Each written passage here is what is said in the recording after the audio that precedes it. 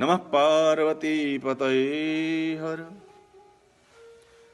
भवानी शंकरौ वंदे श्रद्धा विश्वासरूपिणौ। याभ्यां विना न पश्यन्ति सिद्धा स्वान्तस्थमीश्वरम्। भगवान शंकर और पार्वती की हम वंदना करते हैं। यही श्रद्धा और विश्वास का स्वरूप हैं और इनकी कृपा के बिना बड़े बड़े सिद्ध महर्षि अपने हृदय में स्थित परमात्मा का दर्शन नहीं कर पाते हैं। आत्म साक्षात्कार, आत्मानुभूति भगवत कृपा के बिना किसी को नहीं होती। श्रद्धा और विश्वास को हमें अपने हृदय में जगाना होगा और यही शिव पार्वती का स्वरूप है जो कि हमारे हृदय में स्थित हैं। भगवान शिव के अंगों में अनेक प्रकार के शोभा के रूप में अनेक प्रकार के आभूषण हैं। चिता का भस्म लेपन करते हैं और अंगों में सर्पों की माला है। सर्प एक प्रकार से दोषों का प्रतीक है। हमारे जीवन में भी अनेक प्रकार के दोष हैं। लोभ है, भय है, क्रोध है, अनेक प्रकार के विकार हैं। तो भगवान शिव के इस आभूषण से यह संकेत है कि हम अपने उन समस्त दोषों को भगवान से जोड़ दें। जैसे कि भगवान से संसर्ग प्राप्त करके अनेक प्रकार के सर्पादि भी भगवान की अंगों की शोभा बन गए हैं, उसी प्रकार से हम अपने जीवन के अमंगल जो अवगुण हैं उन अवगुणों का संबंध भगवान से करा दें। अब अवगुणों का संबंध कैसे कराएं? मतलब हम अपने अवगुणों को निवेदन करें, प्रभु मेरे पास अनेक प्रकार के अवगुण हैं, अनेक प्रकार के विकार हैं, अनेक प्रकार के दोष हैं, इसको मैं स्वीकार करता हूं। हम लोग यही तो स्वीकार नहीं करते हैं। हम अपने अभिमान को स्वीकार नहीं करते हैं, अपने दोषों को स्वीकार नहीं करते हैं और अक्सर लोग दूसरों के दोषों पर उंगली उठाते हैं, पर अपनी ओर दोषारोपण जब कोई करता है तो बड़ा तिल मिलाते हैं। तो स्वदोष दर्शन करें, मेरे पास क्या क्या दोष हैं, और स्वदोष दर्शन की अगर आदत पड़ जाएगी तो हम दूसरों के ऊपर दोषारोपण करेंगे ही नहीं।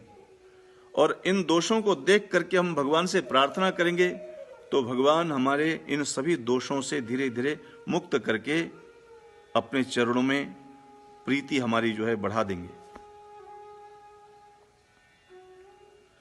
भगवान शिव का विवाह पार्वती के साथ हुआ। जब पार्वती का जन्म हिमालय के घर में हुआ और कुछ बड़ी हुई तो नारद जी पहुंच गए। हिमालय ने पूछा, नारद जी हमारी कन्या का विवाह कहाँ होगा, कैसे होगा? तो नारद जी ने कहा, देखो इनका विवाह तो किसी जोगी से होगा। कैसा जोगी?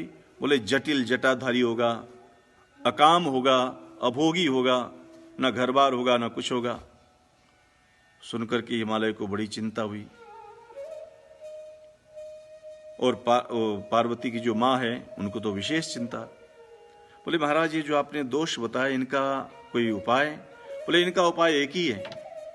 मेरी नजर में इन सभी प्रकार के दोषों से युक्त केवल भगवान शिव हैं। तो ये सारे के सारे दोष होने पर भी वे परम मंगलमय हैं।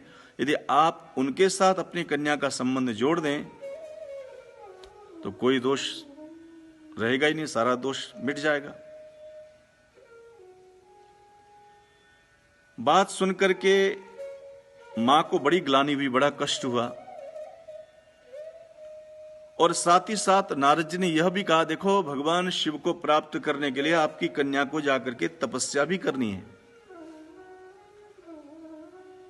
चलो भगवान शिव के साथ अपना संबंध जोड़ देते हैं। हिमालय के मन में यह भाव तो आया, पर मां का मन, ममतामय मन कैसे माने?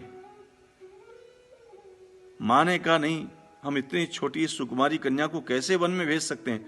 तब तक पार्वती जी सामने आ गई। पार्वती जी कहने लगी, सुनहि मां तुम्हें दीन अस दीख अस, सुनहि मां तुम्हें दीख अस, सपन सुनावहु तोहि, सुंदर गौर सुविप्रवर, अस उपदेश मोहि। मैं आज अपने सपने की बात बताती हूं। मैंने स्वप्न में एक सुंदर गोरे से किसी विप्र, किसी ब्राह्मण को देखा है। उसने मुझे सुनाया, जो जो बात नारद जी बता रहे हैं वही सारी बातें उसने बताई मुझे। हिमालय ने सोचा ये बात तो बड़ी अच्छी संगति हो रही है, नारद जी जो बात बता रहे हैं वो वही बात स्वप्न में मेरी कन्या ने देखा है। तो अब नारद जी की बात को स्वीकार किया है। नारद जी ने कहा ठीक है, देखो इसको शिव की प्राप्ति होगी। शिव की प्राप्ति तब होगी जब यह तपस्या करेगी।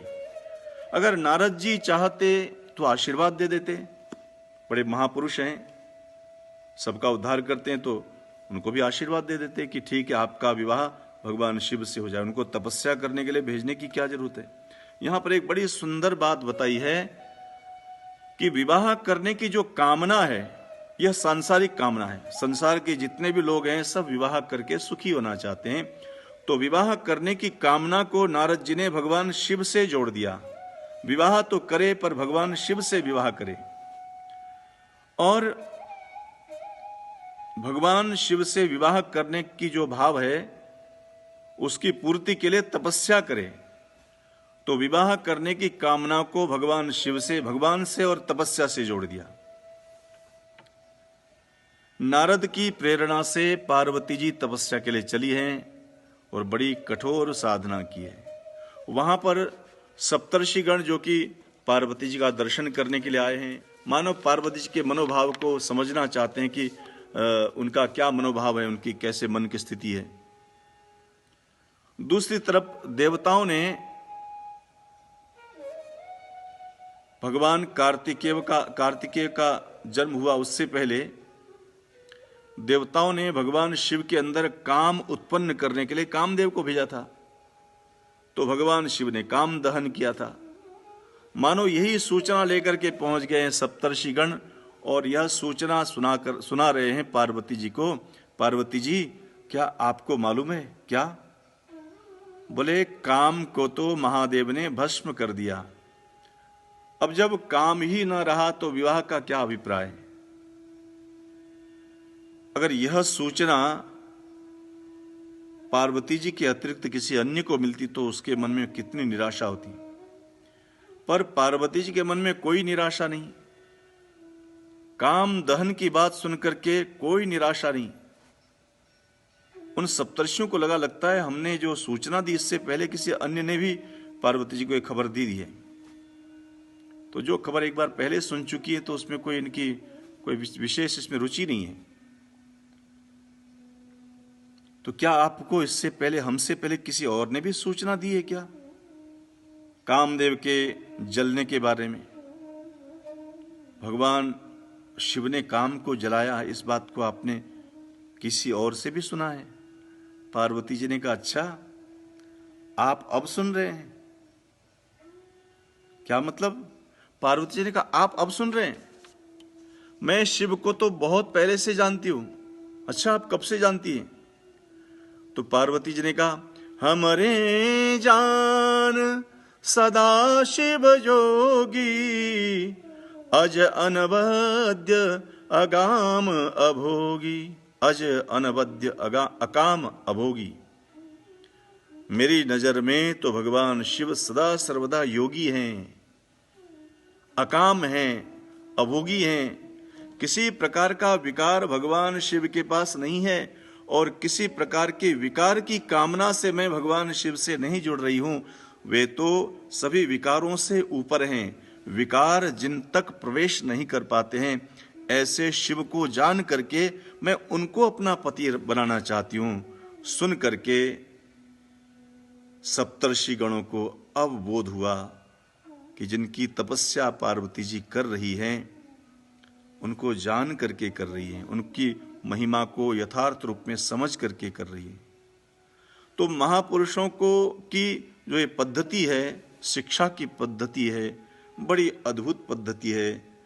पहले कामना को भगवान शिव से जोड़ दिया, इच्छा को, सांसारिक इच्छा को भगवान से जोड़ दिया, और भगवान को प्राप्त करने की इच्छा को फिर तपस्या से भी जोड़ दिया, और तपस्या के द्वारा भगवत प्राप्ति करा दी है।